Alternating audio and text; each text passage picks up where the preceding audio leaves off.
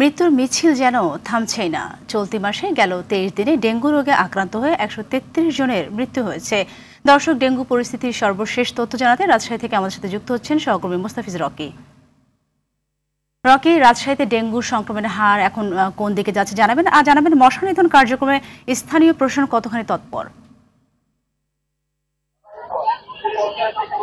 সাথী, রাজশাহীতে কিন্তু ডেঙ্গু পরিস্থিতি আসলে ওঠানামার মধ্যেই রয়েছে। গত 24 ঘন্টার যদি কথা বলি তো এখন পর্যন্ত আসলে 13 জন রোগী নতুন করে ডেঙ্গু আক্রান্ত হয়ে ভর্তি হয়েছেন। এই নিয়ে মোটে হাসপাতালে এখন রোগীর সংখ্যা দাঁড়িয়েছে কিন্তু 71 জনে।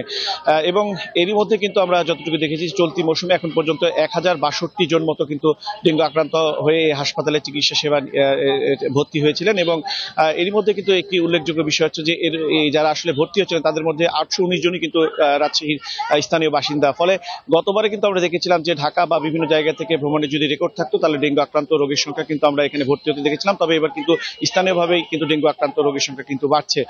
এছাড়াও কিন্তু আমরা কীটতত্ত্ববিদদের সাথে কথা বলেছিলাম যে শীতের মৌসুম আসলে চলে আসছে, তারপরেও কেন আসলে ডেঙ্গুর প্রকোপ কমছে না। তারা বলছেন যে আগস্ট এবং সেপ্টেম্বরে কিন্তু অতিবৃষ্টি হয়েছে, ফলে বিভিন্ন জলাশয়ে বা বাড়ির আঙিনায় গর্ততে এডিস মশার যে লার্ভা, পাশাপাশি যে এডিসের যে বংশবিস্তার সেটি কিন্তু ঘটেছে।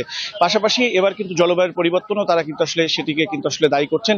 এছাড়াও বলছেন যে কর্তৃপক্ষের যে উদাসীনতা, এর ফলেও কিন্তু এডিস মশার কিন্তু আসলে যে বিস্তার সেটি কিন্তু ঘটছেন। এবং এখন এই মুহূর্তে আসলে এডিস মশার যে নিধনে এবং নিয়ন্ত্রণে কিন্তু তারা বলছেন যে সমস্ত রোগী আসলে আক্রান্ত হচ্ছে তাদের যে বাড়ির চারিদিকে আসলে যে ফগার ম্যাচিং দিয়ে সে সমস্ত এলাকায় যে এডিস মশার যে বিস্তার সেটি কিন্তু আসলে কমিয়ে নিয়ে আসার ক্ষেত্রে কিন্তু উল্লেখযোগ্য আসলে ভূমিকা রাখতে পারে। এবং যে মশার যে ঘনত্ব সেটিও কিন্তু আসলে কমে আসতে পারে যদি ফগিং মেশিং এর মাধ্যমে আসলে এই বিস্তারটি আসলে রোধ করা সম্ভব বলে তারা আসলে মনে করছেন। এছাড়াও তারা বলছেন যে ডেঙ্গু নিয়ে আসলে ঢাকার মানুষ যেভাবে আসলে সচেতন, স্থানীয় মানুষরা আসলে বিশেষ করে রাজশাহীর বা অন্যান্য এলাকার যারা মানুষ রয়েছেন তারা কিন্তু তেমন একটা সচেতন না। এর ফলে কিন্তু আসলে ডেঙ্গু আক্রান্ত রোগীর সংখ্যা বাড়ছে। এবং এর মধ্যে উল্লেখযোগ্য আমরা কিন্তু বিষয়টি আসলে দেখছি যে নারীর সংখ্যা কিন্তু অনেক।